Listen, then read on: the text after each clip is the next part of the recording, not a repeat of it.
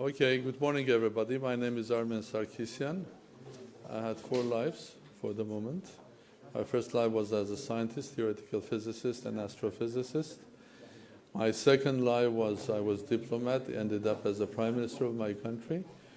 My third life, I loved it. I was free man, running my research center at Cambridge University and also doing business. My fourth life, I'm the president. I'm looking forward for my fifth life. Okay. I was asked here to speak in 10 minutes about impossible things, prioritizing the climate. If you want in short, how do we sort out the problems with climate, and how do we prioritize climate? My answer will be, let's privatize it. Well, and I'll explain what do I mean here. Question number 1, why are we here in this situation, not only with the climate and worldwide, what we are facing today? The answer is, excuse me, can you close the door? The answer is thanks to scientific and business and technology growth. When did it start? Started around more than 100 years ago, when humanity was facing, the scientists were facing something extraordinary, like we're facing in daily lives today, and that was, they didn't understand what was happening with the physics of elementary particles, until they understood that what must be changed is not what must be changed is a very important thing, the way we think. We have to change our logic. We have to change our common sense, because the behavior of elementary particles is completely different than the behavior of big classical. So that was when the quantum physics was created, and it was created because great geniuses, starting from Albert Einstein, Paul Dirac, and others, Schrödinger, they were brave enough to change the way they think. As a result of that, the next less than 100 years, we saw this phenomenal growth in technology, business, computers, anything that is around you. You were born with these telephones. But 30 years ago, more than 30, when I was professor in several universities, when I was telling that soon we will have interconnection from Australia to Europe, talking with our friends, people were smiling, saying this is a dream or a science fiction. The reality is, in 30 years' time, the world was covered with fiber optic. Technology was growing so much. We have this wonderful situation, and new children are born now with the iPhone in their hands. It looks all nice, except the fact while during the development, as always happens in the first industrial revolution, second, third, fourth, you name it. In the future, I do believe there'll be no 6, 7, because we'll be living in a world where there'll be constant revolutions, and I call it rapid evolution, R evolution, which is R, rapid evolution, which means revolution.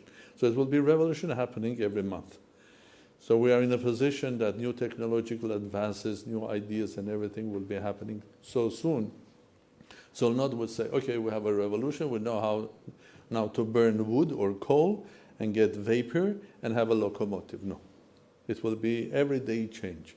But in the meantime, while doing that, burning this, burning that, burning coal, well, started damaging the climate.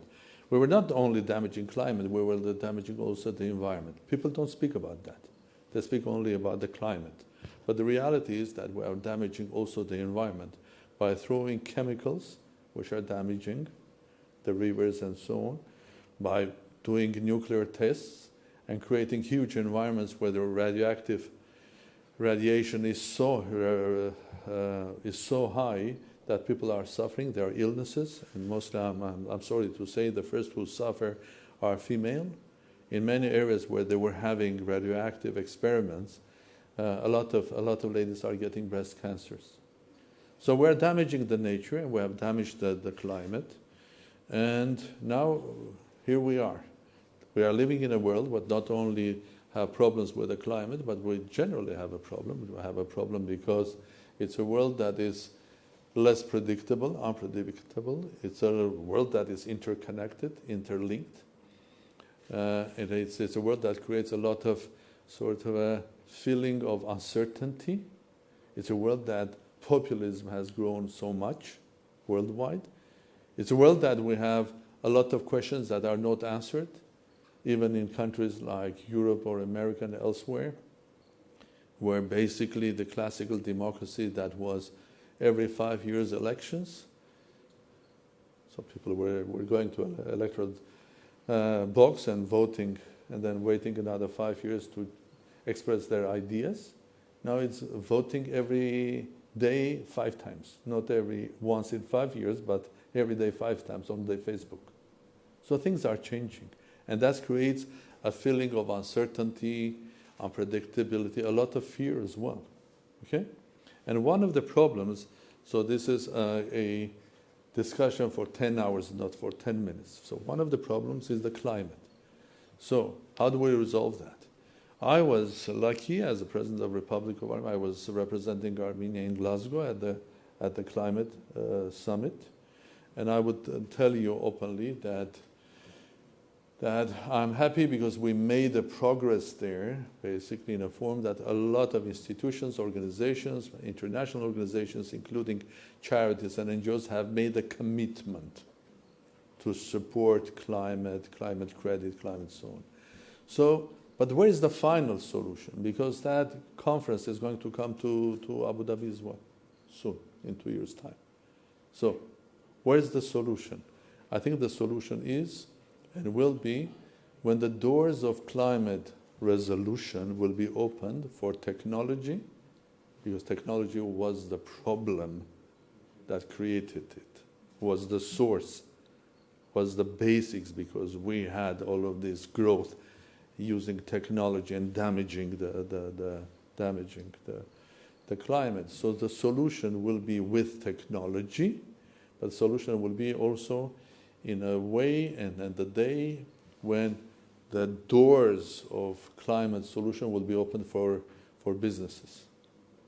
When creating a business, a product, industries will benefit more doing it in a way of green rather than black.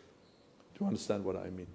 Doing it in a form that it will be sort of friendly to the nature, to the climate, rather than. So the moment is much more profitable. There are trillions of dollars available worldwide, both in public and private sectors, that can go into this business, and they can basically help to resolve the climate issue. That's the way forward. I think just appealing to people, appealing to their mind, to their common sense, appealing to their soul, appealing to their humanity is absolutely necessary. But will that resolve or not? We are living in a world that is driven by technology and business and economy. So I think we have to open the doors to the business. And I am absolutely convinced that the moment these doors are opened, and to open these doors, I think international community in the form of different states, international organizations, have to agree that these are the new rules of behavior. So if you are producing a mask, so if this mask is produced in a friendly manner, then the price of this mask is $1. If you are producing it in non-friendly manner, the price should be, okay, $1.5. So people will buy the one with is $1 cheaper. The same, but it's friendlier. And then technology will have the capacity. And of course, there are many ways of doing that. And one of the ways I will just give you an idea that I presented at Glasgow was converting that into climate activity. We all live on the same planet. It doesn't matter where we are planting a tree. Am I right or wrong? Because if oxygen is produced, it doesn't matter is it produced in Emirates, in the neighborhood in Qatar, or in Siberia, or in China, because we breathe the same air worldwide. Okay? But damaging also the same. When we damage the climate here, we damage everywhere. So there are a lot of countries or organizations that are producing CO2. Okay? They are committed to the change, but of course any change needs time. Our life today, well, let's say 30, 40, 50 years ago was completely black, burning coal, mostly, and then oil. Now it has become a bit more grayish, because we're using energy of sun, energy of wind, we're burning more gas than oil. The oil that we are burning is more sort of a sophisticated, it's cleaner, so it has become gray. But our target is to become what? Green. On the way from the black to the green, we need time. And any solution which is environmentally friendly, and some people think that nuclear is also a solution because it doesn't damage the climate. Some people are afraid of nuclear because they think that it can damage the nature. So I'm not going into that debate. But we need time for that. And we need an effort. And one of the efforts is, if I'm a small country that doesn't have a big problem with climate or climate credit, there's a big country that is burning coal. They need time to convert their coal industry into sun one. So what do? I'm just offering them, I have a debt to you, let's say $100 million.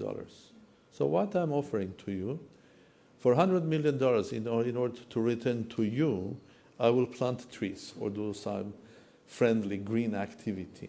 And I will sell it to you the credit. So instead of returning you 100 million, I will sell you or give it to you 100 million of a credit. Okay? So you can present that credit to the international club as if you have done an activity. In the meantime, I don't need the credit because I'm not damaging, because I don't produce, I'm a small country, I don't produce CO2. But I will have the activity, I'm benefiting because that money is spent in my country. I have more trees and more beauty and invite you guys to come and enjoy it. And in the meantime, the other country will have time in order to put their act in order, to convert their coal into much more friendly one. So there are solutions. So the problem came with a huge growth of industry and technology, and the solution will come with the huge growth of technology and openness. And of course, as it was in the case of physics, one has to change, first of all, not the technology, not the tools, but has to change here. The way we approach the world, the way we approach our business, the way we approach our life. And we want to have a world where our children will live, and that will be a world which is predictable, stable, sustainable, healthier. And the solution again is not in the money, there are trillions of dollars available, not in the technology which is there, it's here. So I wish all of you healthy life. Don't get virus, even if they say it's mild these days, and try to live with an open mind. And you always know in your personal lives and on the lives of your nation and state, in the life of this planet, there's one thing that we have eventually to force. That's our ideas, that's our brain, the way we think and the way we approach. So let's be very, very pragmatic to make this world a sustainable one. Thank you very much.